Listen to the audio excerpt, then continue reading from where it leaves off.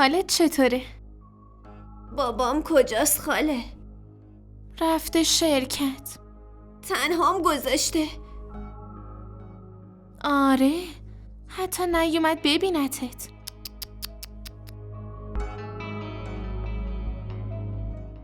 حتما نمیدونسته که من حالم خوب نیست خاله.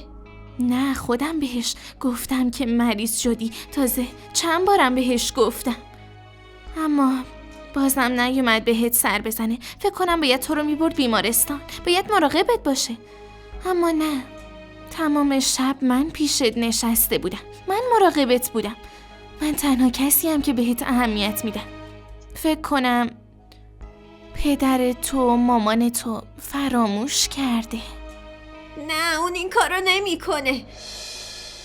اون منو خیلی دوست داره. اگه دوستت داشت که باید ازت مراقبت میکرد. تو رو اینجوری مریض ول نمیکرد.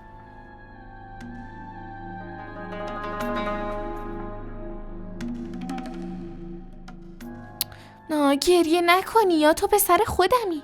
من کنارتم و خودم مراقبت هستم. بابا برمیگرده خونه. ناره، اگه خونه نیاد کجا بره؟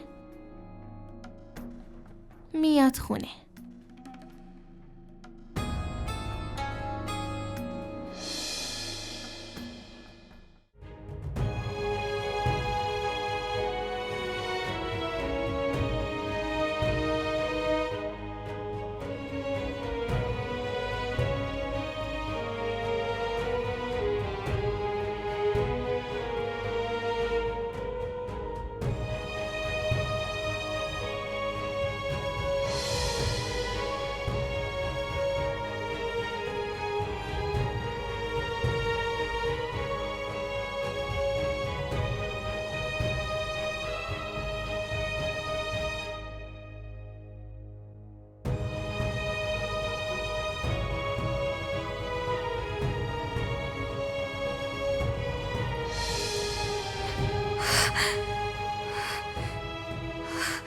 بگو ببینم تو رفتی دنبالش یا اون مردک اومد دنبال تو؟ من تنها رفتم اونجا. چرا باید به زنگ شاید بزنم؟ برای درد دل کردن، چون شاید شونه من برای گریه هات کم بوده.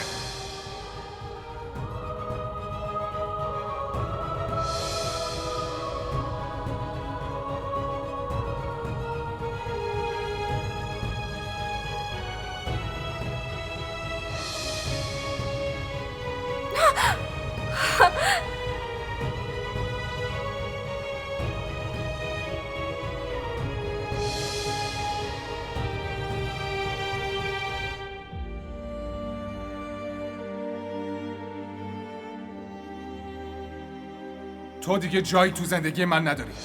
هر جا میخوای بری برو، هر جا میخوای زندگی کن. احمد، من نمیذارم تو همچین اشتباهی کنی. معصومه به عنوان دخترمون اومده توی این خونه. پس میتونی به عنوان دخترت نگهش داری. من و بلال هیچ نسبتی باهاش نداری.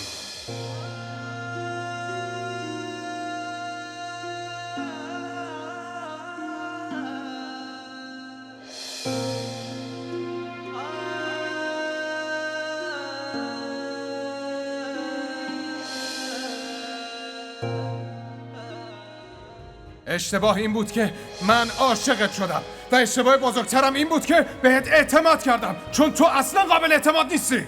اینقدر اعتمادت به من علکی بود که با چند تا سوء تفاهم اینقدر راحتم آره، از بین رفت و دلیلش هم تویی. و درباره رابطمون دیگه ادامه دادن این رابطه فایده ای نداره. برو کنار.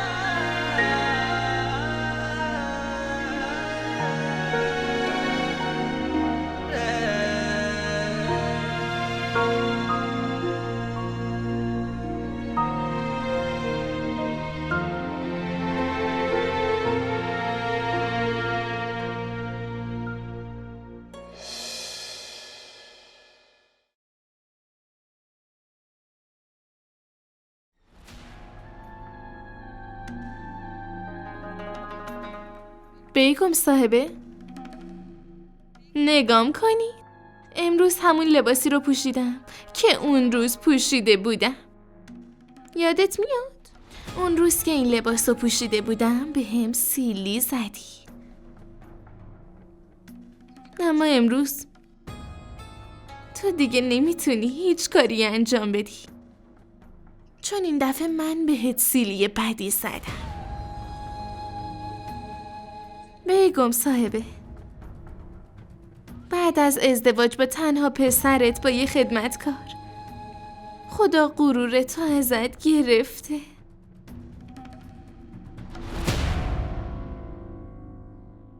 خدا همینطوری خودتو هم خار میکنه.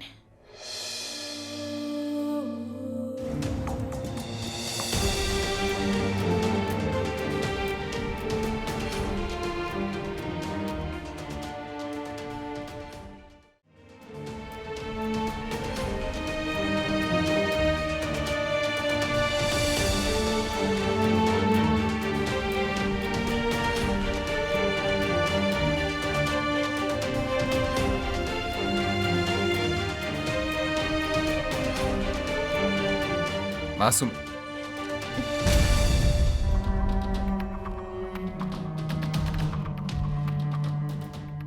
تو؟ خب راستش دنبال لباسم بودم که من این لباسو برای معصومه خریده بودم. راستش من فقط فکر میکنی جای اونو گرفتی که میری لباسشو میپوشی؟ فکر کردی منم اینجوری قبول میکنم و نه نمیگم؟ نه من فقط دنبال لباس میگشتم که بپوشم. حسینا، من فقط با تو ازدواج کردم که جون تو و آبروی خانواده خودم رو نجات بدم.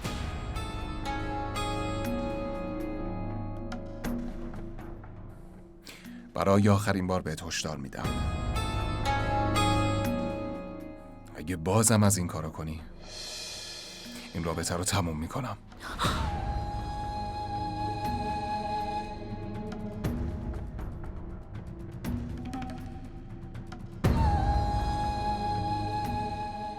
همش میگه معصومه، هر کاری میکنم باز چشاش منو نمیبینه.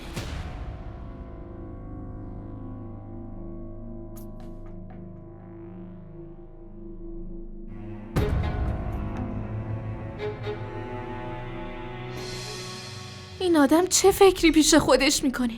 همش منو تغییر میکنه. من براش هیچ ارزشی ندارم. دلمو شکست. حسینا فکر کنم آقا احمد داره میره یه جایی. کجا میره؟ از کجا بدونم؟ لباساشو اینطوری کرد توی ساک و داره از اینجا میره. ساکشو برداشت؟ باشه من برم ببینم کجا میره. باید این لباسا رو عوض کنم. برو کنار مامان. وا چی شدی؟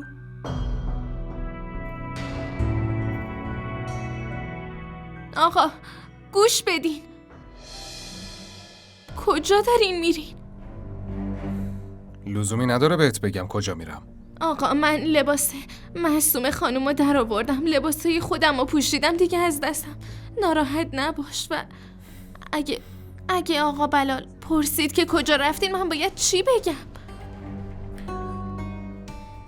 به بلال بگو که برای جلسه رفتم اسلام آباد. زود برمیگردم.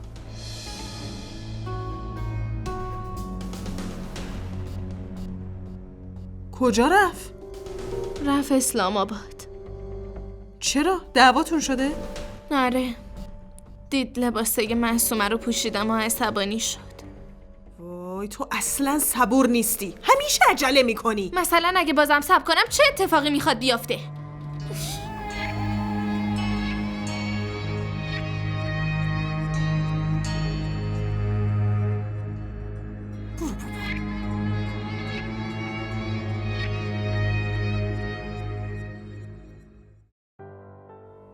چرا اینجا نشستی؟ نیومدی با پدرت خدافظی کنی؟ چرا؟ بابام کجا رفته؟ پدرت همین الان برای یه جلسه رفت اسلام آباد. فکر کردم اومده با تو خدافظی کنه، اما نه. این کارش اشتباهه. تو مادر نداری و پدرت هم اصلا تو رو دوست نداره. اصلا برات وقت نمیذاره. خیلی خوب، عیب نداره. خب پدر دوستت نداره، اشکالش چی؟ من که هستم، من دوستت دارم.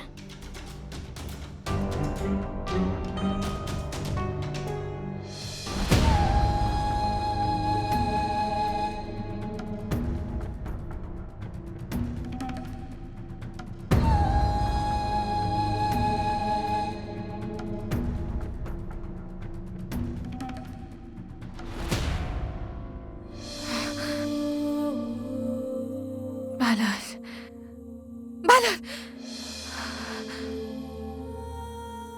چی شده؟ حالت خوبه؟ اگه دلت برای بلال تنگ شده بیا بریم پیشش. کجا برم؟ خونه دیگه. پس کجا؟ خونم؟ نه، اونجا دیگه خونم نیست. خونه یه نفر کنار آدمیه که دوستش داری اما اون آدم بهم اعتماد نداره. معصومه، دیگه باید از بیمارستان مرخص بشی.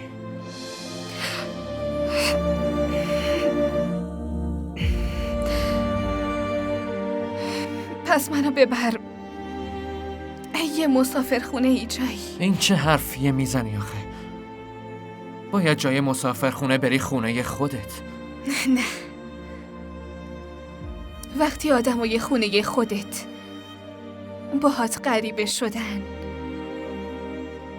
هیچ فرقی بین خونه و مسافرخونه نیست.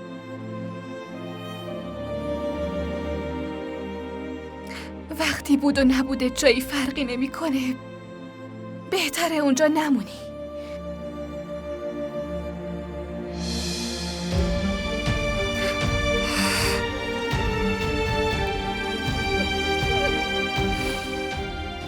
من نمیرم اونجا. خیلی خوب باشه.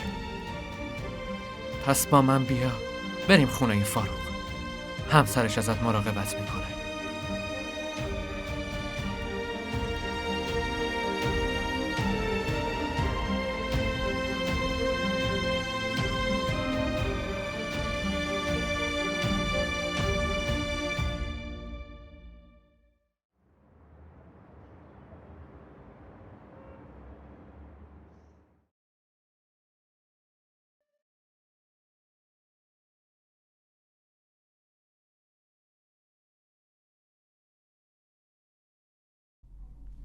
چایی؟ ممنونم.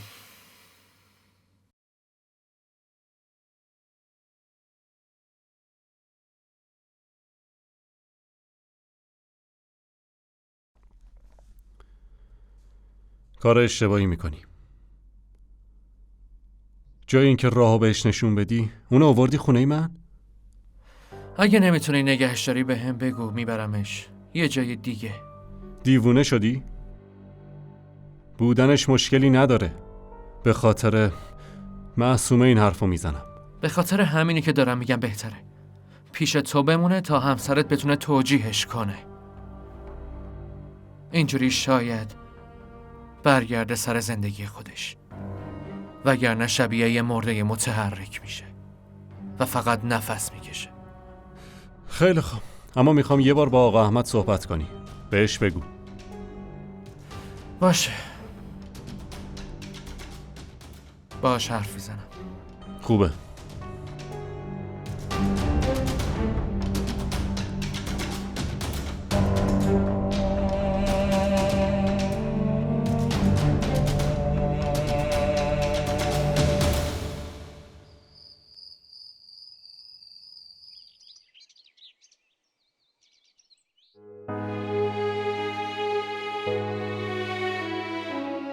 بلال، چی عزیزم؟ چی شده پسرم؟ از دست بابا ناراحتی؟ چرا نیومدی پیشم؟ تو منو دوست نداری. بلال، کی این حرفو بهت زده؟ اگه دوستم داشتی میرفتی شرکت. من خیلی تب داشتم، بازم تو رفتی شرکت. بازم تنهام گذاشتی. باید برای یه جلسه مهم میرفتم. ببین الان برگشتم پیش تو. خوبه؟ پس برو شرکت و کارتو بکن، من نیازی بهت ندارم. اینجوری با بابا حرف میزنی؟ از اینجا برو. بله. این چه کاری بود کردی؟ بیادب! حق نداری از اتاقت بیای بیرون. تو بابای خوبی نیستی.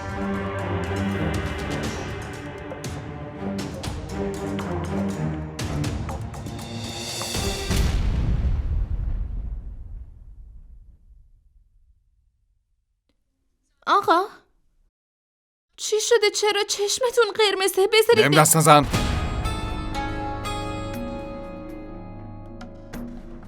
به هم بگید چرا چشمتون قرمز شده؟ چه بلایی سر خودتون آوردین آقا؟ انقدر زخم توی قلبم دارم که این پیششون هیچه. آقا من براتون دعا میکنم که خدا بهتون صبر بده. نه من صبر نمیخوام، چون اگه صبور باشم معصومه رو فراموش میکنم. من اینو نمیخوام.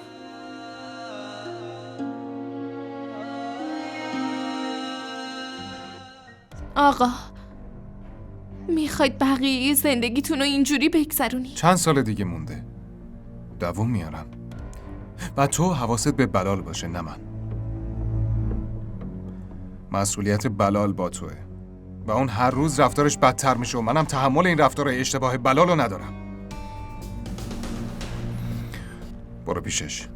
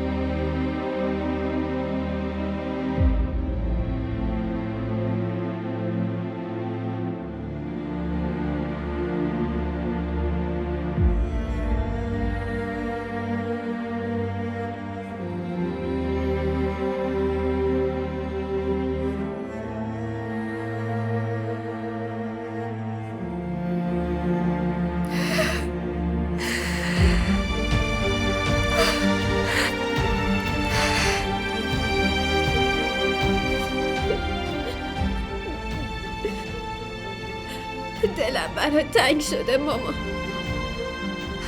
دوست دارم پسرم. مامان کسی منو دوست نداره، میخوام پیش تو باشم. دلم برات تنگ شده بلال. کاش میتونستم برگردم پیشت، اما بی‌اعتمادی پدرت روی شونه هم سنگینی میکنه پسرم.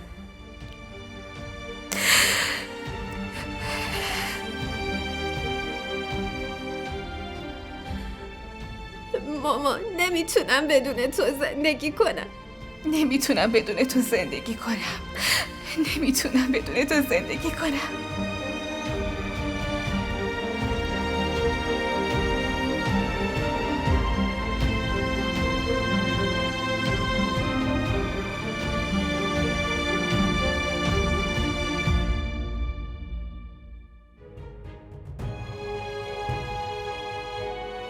بریم.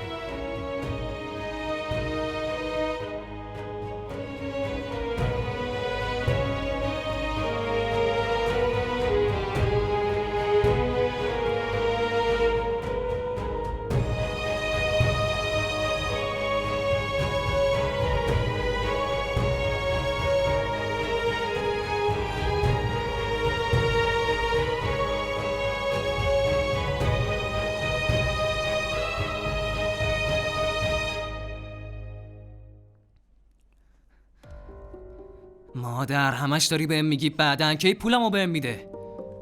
مگه پول روی درختی که برات بکنه و بیاره؟ مادر این داستانا رو بس کن. تو اینجا بهت خوش میگذره، اما من شرایطم خیلی سخته. چند روز دیگه هم صبر کن، به تو هم خوش میگذره. مادر همچین روزی نمیرسه. باید برای اون روز تلاش کنیم.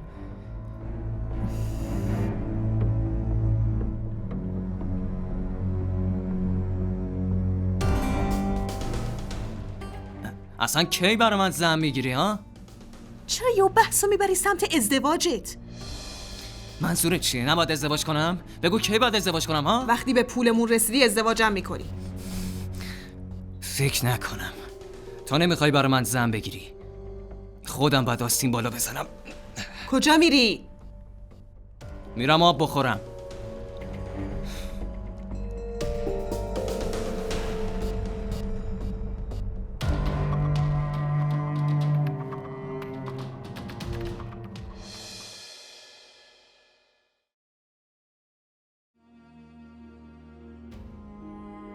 فکر کردیم وقتی بچه دار بشیم این اتاقو بذاریم برای بچه، اما خدا بهمون بچه نداد. به هر حال فکر کن اینجا خونه خودته. اصلا دوست ندارم با هم تعارف کنی. فاروق درباره تو بهم گفته بود، اینکه شما 3 تا دوستای خوبی برای هم بودی.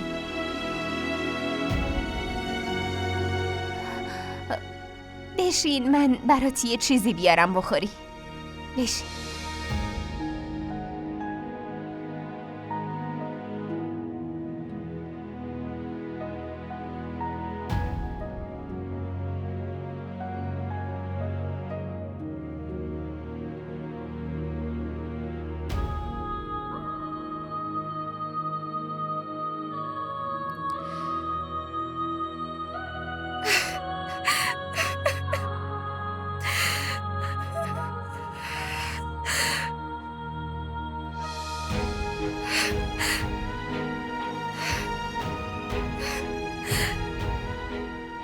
به خاطر بی‌اعتمادی احمد من الان توی این شرایط قرار گرفتم.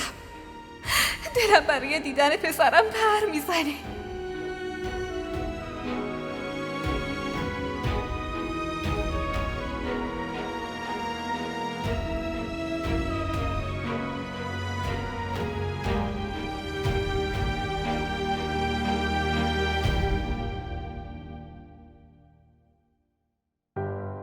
قبلا میتونستم درکت کنم، اما ببین اون دختر رو به چه روزی انداختی فراز. مگه من چی کار کردم؟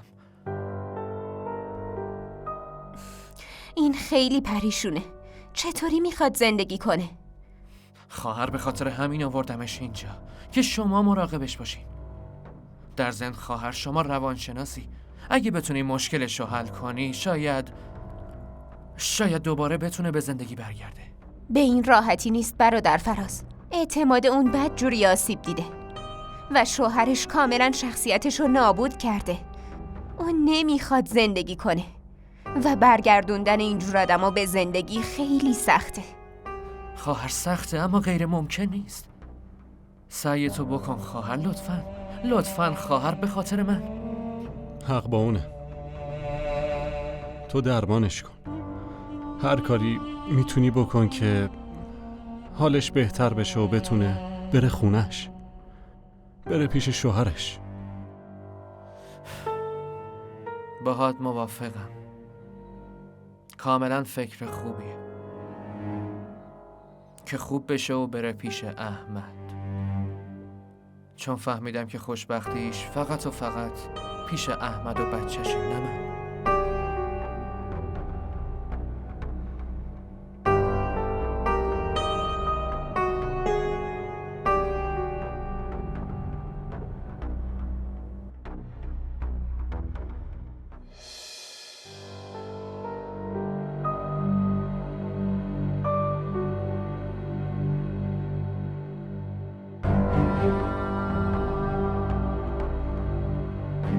چی کار میکنی؟ چی؟ تو؟ دیگه باید شناخته باشیم. برادر حسینا؟ بله، چیزی میخوان؟ با من ازدواج میکنی؟ چی؟ چرا همش میگی چی؟ فکر کنم هر چیزی که حسینا بهت بگه رو انجام میدی، درسته؟ اگه چیزی میخواین به هم بگین، چون باید به کارم برسم. من میخوام زندگی تو بهتر کنم تا از شر حسینا خلاص بشی. و تو نگران کارتی؟ پیشنهادم خیلی هم خوبه. زندگیمونو میسازم، خوشبختت میکنم، قول میدم. خودم بهتر میتونم زندگیمو بسازم، اونم بدون ازدواج با تو.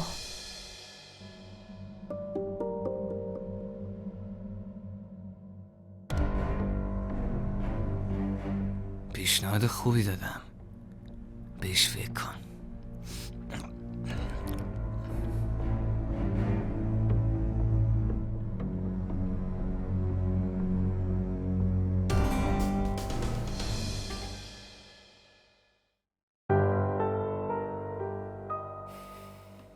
شاید بهتره درباره معصومه با احمد حرف بزنم.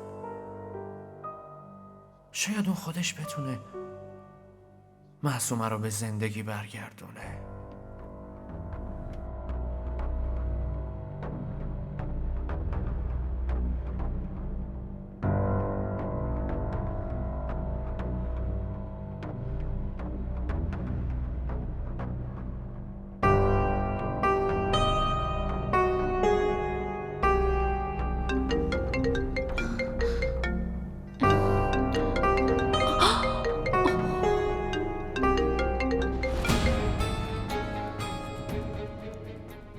الو، چرا گوشی آقا احمد تو جواب دادی؟ اینا رو ولش کن. بگو ببینم چرا برای خاک سپاری معصومه نیومدی؟ خاک سپاری؟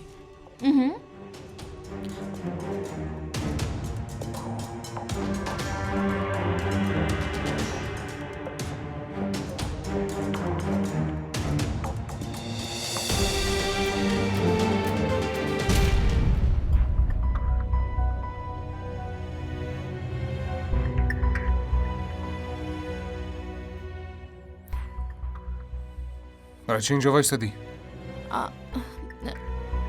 خب براتون چای آوردم. شما به فکر خودتون نیستین. بذارین من به فکرتون باشم. میخوام هر چیزی که لازم داشتین رو به من بگین، من ترتیبش رو میدم. لازم نیست حواست به خواسته های من باشه. فهمیدی؟ اینو برای بار 1000م که میگم، اما شاید تو متوجه نمیشی یا حافظت ضعیفه. راستش من فکر میکنم که تو داری این کارا رو از عمد انجام میدی، اما با این کارا هیچی آیدت نمیشه.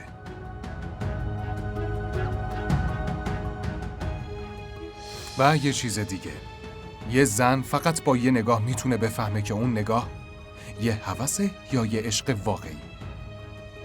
در مقابل یه مردم میتونه هدف زنی که میاد سمتشو بفهمه.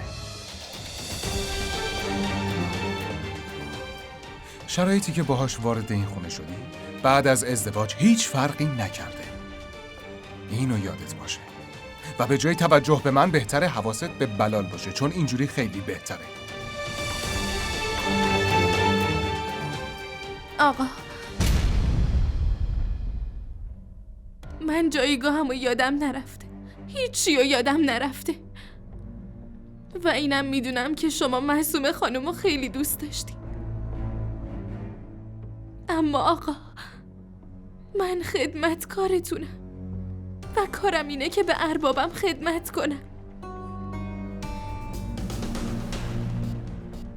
همینجا بهتون التماس میکنم، حق خدمت به خودتون رو ازم نگیرین. بذارین کارم رو بکنم. محض رضای خدا.